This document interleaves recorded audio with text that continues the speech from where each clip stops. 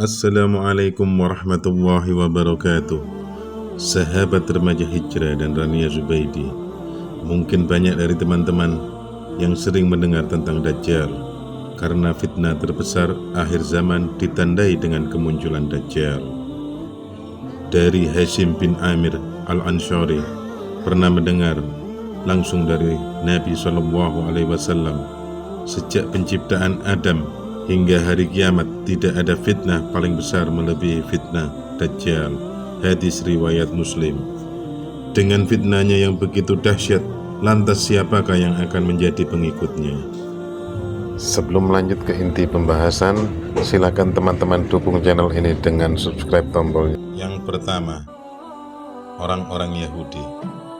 Terkait hal ini, Anas bin Malik meriwayatkan bahwa Rasulullah SAW bersabda bahwa kelak Dajjal akan diikuti oleh 70.000 orang Yahudi dari Asbahan yang memakai baju tebal berjahit.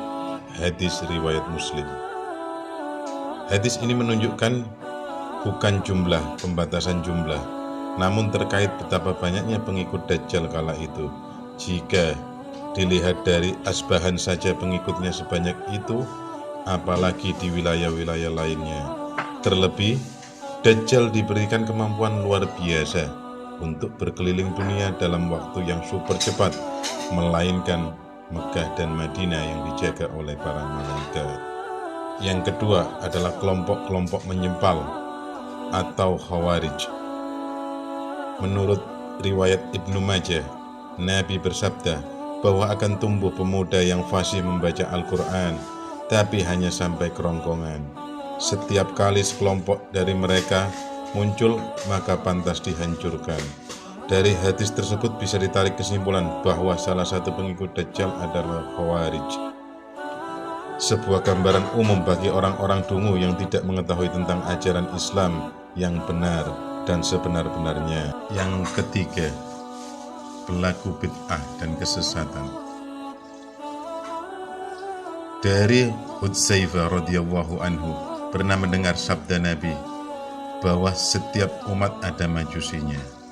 Sementara majusi umat ini adalah mereka yang tidak percaya takdir kalau berjumpa dengan orang semacam ini.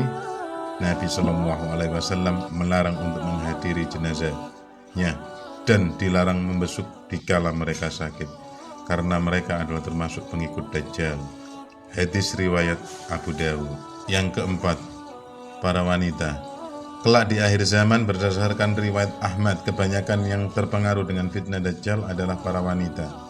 Sampai-sampai ada orang yang mengikat istri, ibunya, putrinya, saudara perempuannya agar tidak keluar rumah, termakan oleh fitnah Dajjal.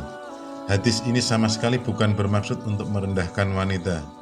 Banyak di kalangan wanita yang mengikuti Dajjal karena gampang tergoda dengan syahwat duniawi dan tidak mengedepankan akalnya sebagaimana laki-laki.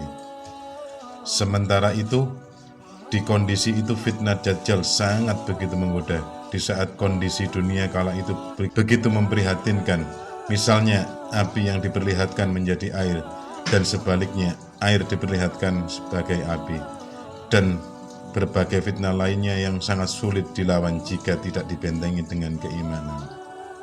Kelima, setan.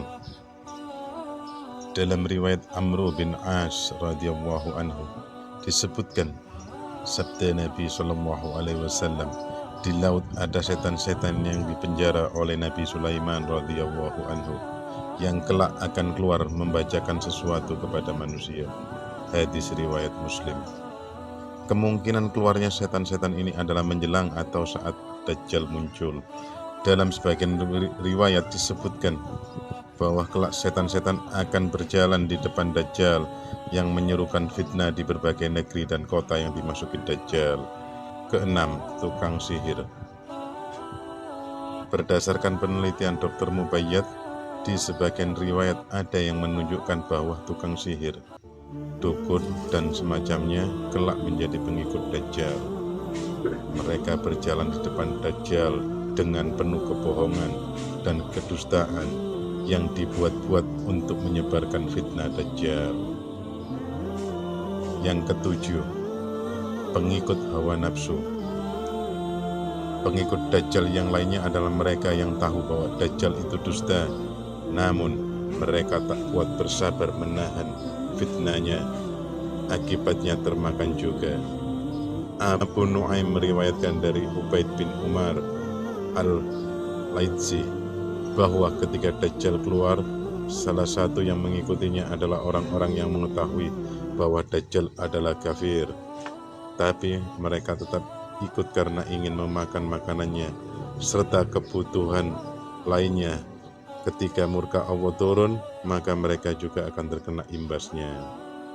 Dari ketujuh orang pengikut Dajjal, setidaknya umat Islam bisa waspada sejak sekarang dengan tidak lata terhadap orang-orang Yahudi yang konon katanya sekarang menguasai dunia, tidak ikutan dengan sekte-sekte yang menyimpang dan semacamnya lainnya. Wallahu a'lam. Kebenaran hanyalah milik Allah, dan jika ada salah, hilaf, dan lainnya, semua pribadi dari saya. Jazakallah khair. Assalamualaikum warahmatullahi wabarakatuh.